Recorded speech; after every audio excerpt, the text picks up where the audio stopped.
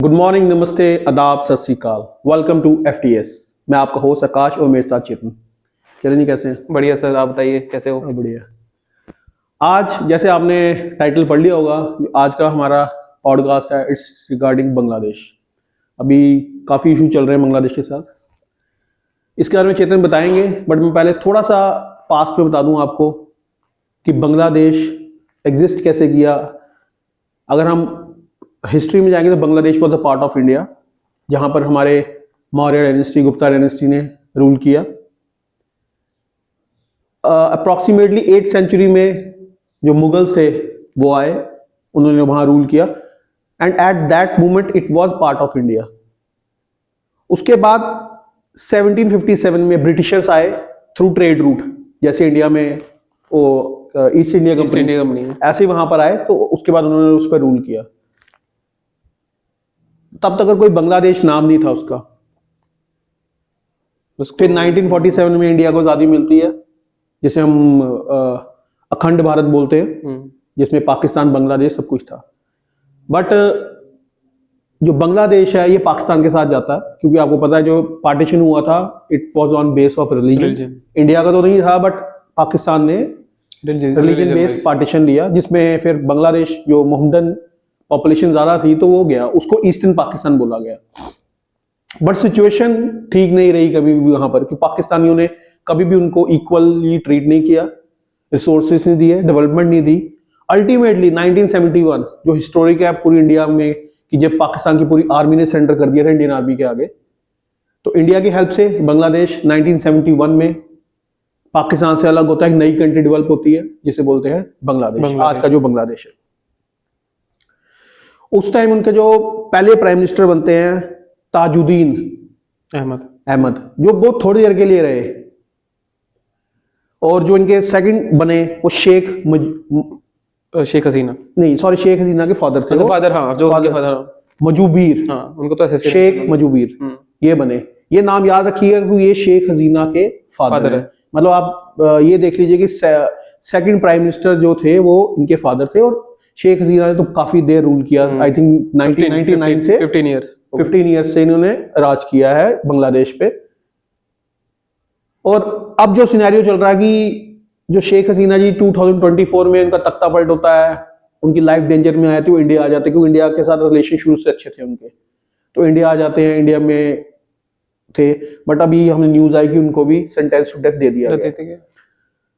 अब क्योंकि चेतन जी का सब्जेक्ट ही ये है इंटरनेशनल पॉलिटिक्स, तो ये इस पे बताएंगे कि कैसे जो बांग्लादेश था वो हमारा इतना अच्छा पार्टनर हर चीज में, बिजनेस में लो या हमारे कल्चर लो, हर चीज में, तो कैसे सडन हो चुका है कि बांग्लादेश आज हमारे साथ नहीं है, हमारे एंटी जा रहा है, हमारे जितने भी दुश्मन है खासकर जो पाकिस्तान है उसके साथ हाथ मिला रहा है। ऐसा क्या हो गया कुछ सालों में कि बांग्लादेश टोटली यू टर्न मार चुका है? चेतन जी प्लीज ऑडियंस को ये बताइए। तो फर्स्टली आप जब देखोगे कि जो हमारा जो बांग्लादेश आता है, जब यहाँ पे तख्ता पलट हुआ, तो सिमिलरली आप देखोगे नीचे श्रीलंका में भी हुआ, सेम देखोगे म्यांमार में भी। बिल्कुल। तो अभी से आप सोर्सेज से देखोगे तो मेजोरिटी ऑफ जगह आपको मिलेगी, जैसे कि ये अमेरिका पीछे है इनके, या तो फिर यूएस है। सेम तालिबान के साथ हुआ, जब यूएसए वहां पे था, यूएसए हटा तो नेक्स्ट डे पूरा तालिबान आ गया। बिल्कुल। और आपको पता होगा कि इनिशिएटिव है चाइना का, BRI इनिशिएटिव, तो उसके कारण श्रीलंका डेट में चला गया, टोटली डेट में चला गया। जो क्रेडिट वो पे ही नहीं कर पाया, तो उसने फिर पोर्ट देने पड़े उसको। ये चाइना की पॉलिसी है, ये चाइना पहले लोन दो, फिर उन्हीं को लूट लो इन ए लेमन लैंग्वेज। तो फिर आप देखोगे कि म्यांमार में कूप हो गया, तो वहां पे जो मेन पावर में थे, जो डेमोक्रेसी चल रही थी वो हट गई, तो अब वहां पे मिलिट्री रूल चल रहा है। अब बचा था बांग्लादेश, तो वहां पे आप देखोगे कि जब चाइना सपोर्ट करता है तो वो सामने तो करेगा नहीं, कोई फ्रंट हेड पे तो करेगा नहीं। और उसने, आपको पता होगा कि उसने भी जगह मांगी थी उनसे पीस के लिए, बट शेख हसीना ने नहीं दी थी कभी भी। तो आप देखोगे कि जैसे ही न्यू पावर में आया तो उन्होंने उनको दे दिया, लीज पे दे दिया, या ऐसे ही दे दिया कि हाँ आप अपना काम करो वहां पे। तो एक तरह का ये चलता है हर एक कंट्री में। आप देखोगे यूएस ने भी ये चीज की हुई है, हर जगह बेन गुरु थे, लीडर्स, स्पिरिचुअल लीडर्स। तो काफी ज्यादा ये चीजें देखी गई कि जब आपको एंटी चीजें चलानी है, जैसे मालदीव्स में भी ये चीज हुई थी कि जो आप वहाँ के जो प्रेसिडेंट जो प्राइम मिनिस्टर थे, तो उन्होंने वो भी एंटी इंडियंस बोलते थे कि हाँ इंडियंस वो भी चाइना के फेवर में आ गए। चाइना के फेवर में थे। तो सेम वहां पे भी यही चीज हुई, तो तभी उनको इंडिया आना पड़ा। एक तरह की इंडिया ने उनको शरण दी, जो शेख हसीना को। शेख हसीना तो इंडिया आ गई, उनको यहाँ पर अगर हम इंटरनेशनल लैंग्वेज बोले पॉलिटिकल असाइलम दिया हमने, पेपरों में नहीं बट वर्ड बोलो तो पॉलिटिकल असाइलम एक तरह से, कि उनकी लाइफ हमारा है ना एक नेबरहुड फर्स्ट पॉलिसी। बिल्कुल, तो उनको यहाँ बिठाया गया कि ठीक है, बट अब उनको डेथ सेंटेंस टू डेथ दिया गया। और मैंने ये भी है कि जो लॉ के मुताबिक दिया गया है, ये लॉ शायद इन्होंने खुद बनाया था। हाँ, एक्चुअली ये शेख हसीना ने ही बनाया था, क्योंकि जब लिबरेशन वॉर हुआ तो उन्होंने ये चीज देखी थी कि अभी भी कुछ लोग हैं, एक तो कुछ लोग चले गए थे वहां पे पाकिस्तान कि हाँ हम पाकिस्तान की तरफ है तो हम यहाँ से निकल जाएंगे बांग्लादेश, तो ये चीज हुई। लेकिन कुछ इंटरनल लोग थे जो अभी भी सपोर्ट कर रहे थे पाकिस्तान को, तो उनके लिए ये स्पेशली बनाया था कि वॉर क्रिमिनल्स बोलते हैं इनको इन पॉलिटिकल लैंग्वेज। तो उसमें ये चीज किया गया कि ट्रिब्यूनल बनाया, इन्होंने बनाया, शेख हसीना जी ने ही बनाया कि हाँ उन पे देखा जाएगा कि हाँ ये चीज कौन कर रहा है, तो उनको सजा दी जाएगी या फिर मारा जाएगा, जो भी सेंटेंस टू डेथ दी जाएगी। तो ये चीज हुई उस टाइम पे, और काफी, तो फिर अब उसी ट्रिब्यूनल ने उनको अब सेंटेंस दिया हुआ है, उसी ट्रैप में उन्होंने इनको फंसा दिया। अभी आपको क्या लगता है कि इंडिया शेख हसीना को उनके हवाले कर देगी इंटरनेशनल प्रेशर से या नहीं? अब से देखा, हिस्ट्री देखा जाए तो हमारे इंडिया ने तो पहले उनको दलाई लामा को भी नहीं किया, बिल्कुल आप देखोगे, तो अब वो उनको भी नहीं करेगा, क्योंकि इंडिया हमेशा ह्यूमैनिटी में मानता है। चाइना का एक बयान आता है कि it's a internal matter of Bangladesh, हम इंटरफेयर नहीं करेंगे। उसका मतलब है सीधा सीधा कि हम जो हो रहा है उसको सपोर्ट कर रहे हैं, हम शेख हसीना को सपोर्ट नहीं करते। इंडायरेक्टली इसका मतलब यही है, और हम इंडिया के किसी भी पॉलिसी के खिलाफ हैं। चलो चाइना एक अलग टॉपिक है, उस पर अलग वीडियो बनाएंगे। बट बांग्लादेश जो शुरू से इंडिया का इतना अलायंस पार्टनर रहा है, चाहे बिजनेस की लें, चाहे बॉर्डर शेयरिंग में लें, कितने ही बांग्लादेशी इंडिया में वर्क कर रहे हैं, जैसे नेपाल से हैं, मतलब हर चीज फ्रेंडली थी, सब कुछ है। ये ऐसा क्या हो गया, ऐसा कौन सा इंटरनेशनली शिफ्ट हुआ है जो पूरा सिस्टम कि ये बांग्लादेश इंडिया के खिलाफ हो चुका है? तो आप मेनली ये चीज देखोगे, सारी बात है इंटरेस्ट की। जो बंदा आपको सपोर्ट कर रहा है, आपकी चीजों को देख रहा है कि हाँ आप ये बनाओ तो मैं देता हूँ आपको पैसा, आप ये चीज करो मैं आपको पैसा देता हूँ, तो हमेशा वही कंट्री दूसरी जगह ही अलाइन होगी। आप देखोगे जब जैसे इंडिया भी अभी फर्स्ट लार्जेस्ट वो है साउथ एशिया में इकोनॉमी, तो सेकंड वही है, तो ऑब्वियसली बात है लोग वहां इन्वेस्ट करेंगे।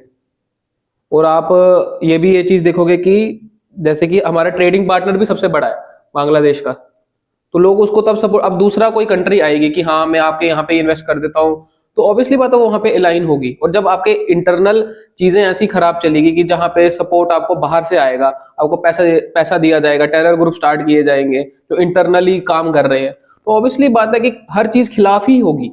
जैसे तालिबान में आज इंटरेस्ट, तालिबान को, इंडिया को तालिबान में इंटरेस्ट आया तो उन्होंने तालिबान को यहाँ बुला दिया, लेकिन इंडिया ही उनको टेररिस्ट भी बोलता है।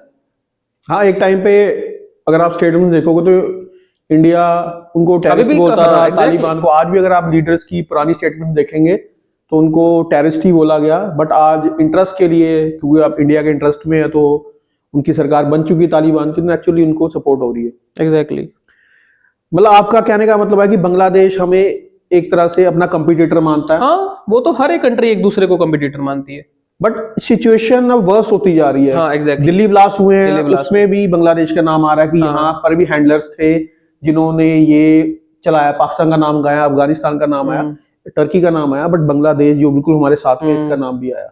दूसरा, अब सुनने में ये भी आ रहा है कि बांग्लादेश में टेरर कैंप्स बनाए जा रहे हैं, लॉन्चिंग पैड्स बनाए जा रहे हैं। तो मतलब उधर की गवर्नमेंट अब क्या कर रही है और इंडिया उसके लिए क्या तैयारी कर रहा है? इंडिया ऑब्वियसली बात है ड्रिल करेगा, प्रैक्टिस करेगा। अभी इंडिया ने आर्मी को हाँ ड्रिल किया, तो एग्जाम्पल वही हमारे मोदी जी भी बोलते हैं कि हमेशा कि इन चीजों को सपोर्ट ना करो। जैसे रोहिंग्या वाला इश्यूज है, वो तो हमारे जेएंडके में तो अनदर लेवल हो चुका था, वो सबको पता, सीए एनआरसी, वो तो काफी हाईलाइट में हुआ था। तो अभी भी वो चीज चल रही है, अभी भी इलीगल थ्रूज आते हैं लोग काम करने। बिल्कुल बिल्कुल। तो म्यांमार भी वहीं से लगता है, तो सबको पता है कि वहां चीज से होते हैं, और वहां पे कैंप हर जगह है। तो जब भी प्रॉपर पता लगेगा तो इंडिया तो कभी पीछे हटता नहीं है। फिर वो नहीं देखेगा कि ऑब्वियसली बात है हमारी कंट्री से ही बाहर निकला, हम ही ने उनको आजादी दिलाई है, तो हमारे खिलाफ हो जाएगा तो हम थोड़ी ना देखेंगे। हमारी क्या इंडियन आर्मी बांग्लादेश कहीं स्टैंड करता है इंडिया के सामने? नहीं, बिल्कुल नहीं करता।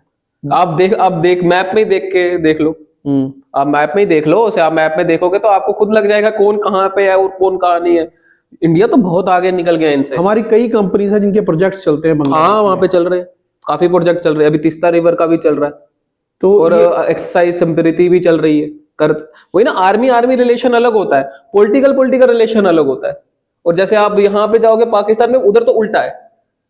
जहाँ पाकिस्तान में देखोगे वो पूरा उल्टा चलता है, क्योंकि वहां पे आर्मी मेन आर्मी ही है वहां पे उनके मेन आर्मी चीफ को बुलाया जाता है यूएस के व्हाइट हाउस में। बिल्कुल बिल्कुल। जैसे आप ये चीज देखोगे तो वही कंट्री टू कंट्री है, सब कुछ कंट्री टू कंट्री है कि क्या चल रहा है क्या नहीं चल रहा है, ये तो है। इस टाइम जियो पॉलिटिक्स में इंडिया और बांग्लादेश को अगर मैं कहूँ एक्सप्लेन करो, जियो पॉलिटिक्स में इंडिया और बांग्लादेश, तो इनका रिलेशन में क्या चल रहा है, फ्यूचर क्या है, डार्क है या ये रिवाइव हो जाएगा दोबारा? रिवाइव हो भी सकता है। से चाइना को स्ट्रिक्ट पॉलिसी के साथ हम रखे, से डिपेंडेंसी वहां ना रखे। देखो जब हम किसी पे डिपेंड होते हैं, ऑब्वियसली बात है हमारी एक चीज नहीं उनको बोल सकते, हम अपने मोहल्लेदार तो प्लेयर है एक, तो अब चाइना भी वैसा ही लग रहा है, पाकिस्तान तो है ही है। तो जब तक उनकी फॉरेन पॉलिसी चेंज नहीं होती और जब तक वो 1 to 1 टॉक नहीं होती, टेबल टॉक जिसको बोलते हैं वो नहीं होगी, तब तक ये चीजें रिवाइव ही नहीं हो पाएगी। क्योंकि जब तक अगला सामने, आपको कहने का मतलब है कि जब तक बांग्लादेश हमारे साथ बैठ के बात नहीं करेगा और इन तालिबान मसलों नहीं किया, बिल्कुल इन मसलों को हल नहीं करेगा, और एंटी टेररिज्म इंडिया जो एक्टिविटी बांग्लादेश में उसको स्टॉप नहीं करेगा, इंडिया उनसे बात नहीं करेगा, और ये हो भी नहीं पाती है, क्योंकि जब तक सामने वाला ही सुनने को तैयार नहीं है तो वो क्या करेंगे। हेल्प करना भी चाहे तो कैसे हेल्प करेगा वो, जब तक अगला ने सुनना ही नहीं है कि हाँ यार हमारी भी गलती हो सकती है, हमारी कंट्री को ये चीज नहीं, सामने वाले को भी सपोर्ट करना है, यही हमारे साथ में जो डेमोक्रेसी है, प्रॉपर डेमोक्रेसी है जो सपोर्ट करता है डेमोक्रेसी को, तो सामने वाले डेमोक्रेसी ही नहीं है प्रॉपरली। हम ऐसा भी कह सकते हैं इंटरनेशनल पॉलिटिक्स में, जैसे इंडिया ने अफगानिस्तान में बेस को यूज कर रहा है, बट सबको पता कि हम वहां पर अपने को स्ट्रांग कर रहे हैं पाकिस्तान के अगेंस्ट। एग्जैक्टली तो ऐसे ही चाइना और पाकिस्तान बांग्लादेश में कर रहे हैं ताकि वो इस तरफ से हमें काउंटर कर सके। एग्जैक्टली, क्योंकि जैसे कि आप चाइना देखोगे कि वो सुमात्रा वाला रीजन में अपने उसने पावर बना दी है, क्योंकि ये मेरा एरिया, ये 9 डैश लाइन आती है वहां पे, तो आप वहां पे देखोगे तो वो ये चीज बोलता है ये मेरे आइलैंड है, तो फिलीपींस उसमें कुछ कर नहीं सकता, इंडोनेशिया कुछ कर नहीं पाता, क्योंकि उनके पास पावर नहीं है। बिल्कुल, तो वो ऐसे तो बोल देगा कि हाँ यार ये चीज मेरा है, ये मेरा एरिया है या कुछ है, बट वो वहां पे अपने शिप्स तो चला रहा है ना, तो उसको तो कोई कुछ बोल नहीं रहा है, क्योंकि उसके पास पावर है। मेन बात है पावर, बिल्कुल, क्योंकि यू हैव पावर तो यू डू एवरीथिंग, नोबडी। अभी जैसे ड्रिल चल रही है, आपको क्या लगता है कि आने वाले टाइम में, क्योंकि हमारे डिफेंस मिनिस्टर साहब ने बोला था कि जो जो इन्वॉल्व होंगे उनको सजा मिलेगी, तो बांग्लादेश का नाम भी आ रहा है, पाकिस्तान का नाम भी आ रहा है, तो आपको लगता है कि आने वाले टाइम में बहुत जल्दी बांग्लादेश पे भी स्ट्राइक बजेगी जैसी पाकिस्तान पे बजी थी, अगर बांग्लादेश कोऑपरेट नहीं करता हमारे साथ, या उन जो हैंडलर्स को हमारे हवाले नहीं करता, या मतलब हमारी एजेंसीज को वहां पर अगर वो, जैसे पाकिस्तान ने कभी भी कोऑपरेट नहीं किया इस चीज में, अगर बांग्लादेश भी ऐसा एटीट्यूड दिखाता है तो स्ट्राइक बजेगी? नहीं, स्ट्राइक बजना तो बड़ा मुश्किल है फिलहाल तो, क्योंकि इसे 5 मिनट के लिए डेजिग्नेट हो जाते हैं कि हाँ ये चीज हुई है, हमें ये हैंड ओवर करो, तो एक तो छोटा नेशन है, तो अगर वो हैंड ओवर करने से मना कर देता है कि भाई मेरे यहाँ कुछ नहीं है, ना तो मैं कोऑपरेट करूंगा आपके साथ, ना कुछ, अभी तक तो ऐसा ही लग रहा है, जो हम देख रहे हैं अभी तक तो ऐसा ही लग रहा है, तो इंडिया क्या फिर रिटेलिएट करेगा, इंडिया फिर स्ट्रिक्ट एक्शन लेगा? देखो इंडिया तो बायकॉट भी नहीं कर सकता प्रॉपरली, क्योंकि सबको पता है, क्योंकि वो मुस्लिम नेशन है, तो ऑब्वियसली बात है उसको मुस्लिम नेशन सपोर्ट करेंगे, तो वो ये नहीं चाहेगा कि पाकिस्तान के लोग वहां बैठ जाए, या तो वहां का टेरर ग्रुप यहाँ बैठ जाए, यहाँ पे भी सपोर्ट करने जाए, जैसे प्रॉक्सी वॉर में एक जमाते इस्लाम कुछ है, तो वो सपोर्ट करता है बांग्लादेश में, तो वो चीज वहां ना हो, और चाइना ना बैठ जाए वहां पे प्रॉपरली कि हाँ ये तो इसने उसको बायकॉट कर दिया तो मैं इसको सपोर्ट करता हूँ, तो यहाँ पे मैं प्रॉक्सी वॉर करता हूँ, क्योंकि मेन वहां पे आपको भी पता होगा चिकन नेक कॉरिडोर लगता है। बिल्कुल, तो सेम वो तो 20-22 किलोमीटर का है, वो ही बंद कर दिया तो आर्मी कैसे जाएगी नॉर्थ ईस्ट में, तो वो तो हमको पूरा वो अलग ही कर देंगे ना, तो वो चीज भी नहीं चाहेगा, तो डायरेक्टली स्ट्राइक करना बड़ा मुश्किल हो जाता है कि किसी को भी, क्योंकि उसमें सिविल ना मर जाए, उसमें जो बेचारों की गलती नहीं उनको कुछ ना हो जाए। मेन बात है कि आप जब तक बैठ के बात नहीं करोगे तब तक सोल्यूशन नहीं होता कभी भी, हर चीज सोल्यूशन बार भी नहीं है, लग नहीं रहा कि सोल्यूशन कोई होगा, क्योंकि इतने दिन हो चुके हैं, अभी तक तो चलो हाँ, हमारी एजेंसीज ने रिपोर्ट सबमिट नहीं की है, बट जो सूत्रों से पता लग रहा है कि एजेंसीज नाम ले रही है इनके सबके, बट अभी तक उधर के किसी भी ओहदेदार ने या जिम्मेवार आदमी ने कोई जो पोस्ट पे बैठे हैं कुछ ऐसा सिग्नल नहीं दिया कि वो इंडिया के साथ हैं। उल्टा वहां पर जो मूवमेंट्स दिख रही हैं that is anti India Bangladesh में भी। ये वैसा ही है जैसे अगर पास्ट में जाएंगे 90s में कश्मीर में शुरू हुई थी, बट आज वो एक क्रॉनिक चीज बन चुकी है। ऐसा ही बांग्लादेश में शुरू हो चुका है जिसको चाइना और पाकिस्तान फ्यूल कर रहे हैं। तो अगर मैं वही पूछ रहा हूँ, अगर बांग्लादेश वो फ्यूलिंग लेता रहे वहां से एंटी इंडिया, तो क्या इंडिया को जल्दी इलाज नहीं करना चाहिए या वेट करना चाहिए ये भी नासूर बन जाए कश्मीर की तरह? नहीं, एक्चुअली जैसे 5 मिनट के लिए वहां पे डेमोक्रेसी आ जाती है तो चीजें सारी सॉर्ट हो जाएगी। तो ऑब्वियसली बात है वो चाइना को पहले निकालेंगे, पाकिस्तान की नहीं सुनेंगे, तो ऑब्वियसली बात है वो इंडिया के साथ साथ चलेंगे कि हाँ ये भी ग्रो किया तो हम भी ग्रो करेंगे। एक टाइम के बाद सबको पता लग जाता है कि हाँ यार डेमोक्रेसी इट्स इंपॉर्टेंट थिंग, क्योंकि जैसे पहले भी डेमोक्रेटिक में वो रहे हैं तो अभी भी रहेंगे तो वो ज्यादा बेटर है। ऐसे आपको अटैक ही करना है किसी पे, वो तो कर देगी इंडिया से। 5 मिनट के लिए उनको पता लगता है कि हाँ ये चीज हो रही है, तो वहां के लोगों को क्या पता डेथ सेंटेंस ये भी दे दे, यूएन में डेजिग्नेट कर दे कि क्रिमिनल है, प्रॉपर क्रिमिनल है, इनको पकड़ो। तो हो सकता है ये भी। इंडिया इस टाइम हर दिशा से अपनी नेबरिंग कंट्री से जो उनके साथ रिलेशन था बिगड़ता जा रहा है। चाहे बांग्लादेश था, चाहे नेपाल है, नेपाल के साथ भी होता जा रहा है। भूटान अभी तक हमारा फ्रेंड है, फ्यूचर में पता नहीं क्या होगा। हाँ वहाँ वो भी चाइना में जा रहा है, वो भी चाइना में जा रहा है, क्योंकि वहां पर इन्वेस्टमेंट हो रही है। वहां पे इन्वेस्टमेंट हो रही है, एग्जैक्टली। श्रीलंका एंटी हो चुका है, पाकिस्तान पहले ही हमारे एंटी था। चाइना शुरू से है, वो चाइना का तो बड़ा क्लियर है, बिजनेस करूंगा बाकी बात नहीं करूंगा। आज भी अरुणाचल प्रदेश वगैरह का एरिया उसको अपने वो दिखाता है कि ये मेरा है, लद्दाख का एरिया कैप्चर किया हुआ है, ठीक है। तो इंडिया को कैसे ये सब अगर पॉलिटिक्स में देखें, जियो पॉलिटिक्स में देखें हम, तो कैसे पहले बांग्लादेश को कैसे हैंडल कर सकता है इंडिया? मतलब हम इसको अपने कॉन्फिडेंस पे लाके वापस लाएं, ताकि हमारा नेबर, अगर हमारा नेबर अच्छा होगा तो हम स्ट्रांग होंगे। अगर हम पाकिस्तान से तो लड़ ही रहे हैं, अगर बांग्लादेश से भी हम लड़ते रहेंगे, हमारी लड़ाई लगी रहेगी, नया एक फ्रंट खुल जाएगा, तो इंडिया तो बिजी रहेगा इस चीज में, अभी हम डेवलपिंग फेज में हैं। एग्जैक्टली। तो आप ये चीज देखोगे कि जैसे हमारे एक्सटर्नल अफेयर जो हमारे मिनिस्टर है डॉक्टर जयशंकर, वो जब तक वो बात नहीं करेगा और फॉरेन पॉलिसी में चेंजेस नहीं लाएंगे तब तक तो नहीं होगा। और हमने काफी वक्त लोन दिया इनको, बांग्लादेश को। जो आप अभी भी देखोगे अभी भी लाइन ऑफ क्रेडिट चल रहा है जो 8 बिलियन का है, बहुत बड़ा अमाउंट है, बहुत बड़ा अमाउंट है। तो जैसे कि अब इन्वेस्ट है तो ऑब्वियसली बात है वो तो ये इनकारेंगे नहीं कि हाँ हमारे कोई लिया नहीं है, तो ऑब्वियसली बात है ये भी डिपेंड है। तो उनको इनडायरेक्टली सबको पता है कि चाइना सबको खा जाता है, अपने इनिशिएटिव उनके ऐसे है, ऐसे उन्होंने टर्म एंड कंडीशन ही उनकी ऐसी है कि एक टाइम के बाद उनको भी पता लगेगा कि वहां पे कुछ नहीं रखा है।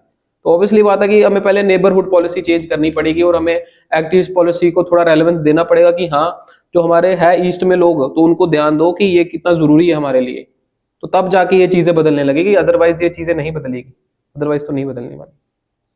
तो ये था चेतन जी का व्यू कि इंडिया को अपनी फॉरेन पॉलिसीज पे काम करना पड़ेगा। एग्जैक्टली, बहुत जरूरी है, बहुत जरूरी। जितनी भी कंट्रीज हैं उनके साथ टेबल टॉक करनी पड़ेगी, ताकि वो हमारे जो दुश्मन है, खासकर पाकिस्तान और चाइना भी बोलूंगा तो दुश्मन ही है हमारा, बट वो हमारे साथ बिजनेस करता है इसलिए हम ज्यादा बिजनेस करते हैं, हम उनके पाले में ना जाए। अगर बाहर निकालना है तो फॉरेन पॉलिसीज में चेंज करना पड़ेगा, टेबल टॉक करनी पड़ेगी, ताकि हम कोई सोल्यूशन निकाल सके, जैसे हमने अफगानिस्तान के साथ किया। आज अफगानिस्तान के साथ हमारा रिलेशन अच्छा है, अफगानिस्तान ने बेगाम एयरपोर्ट हमें दे दिया, एग्जैक्टली, जो शायद सबसे बड़ा कंट्रोल है हमारा, जिससे हम एक सुपर पावर बन सकते हैं फ्यूचर में। तो ऐसे ही अगर आपको लगता है, अगर आप प्लीज हमें कमेंट करके बताएं कि क्या जो हम चेतन जी ने बोला बिल्कुल सही है या इसमें कुछ और ऐड ऑन कर सकते हैं, तो प्लीज हमें बताइए।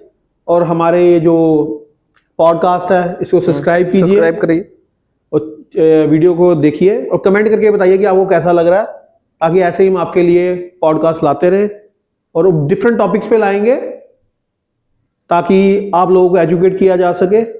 और वॉर है नहीं बट प्रिपेयर रहे वॉर के लिए, वॉर है नहीं बट प्रिपेयर रहिए वॉर के लिए। ऐसे हम आपको बड़ी जल्दी अगले पॉडकास्ट में मिलेंगे, तब तक के लिए हमें दीजिए इजाजत। Thank you.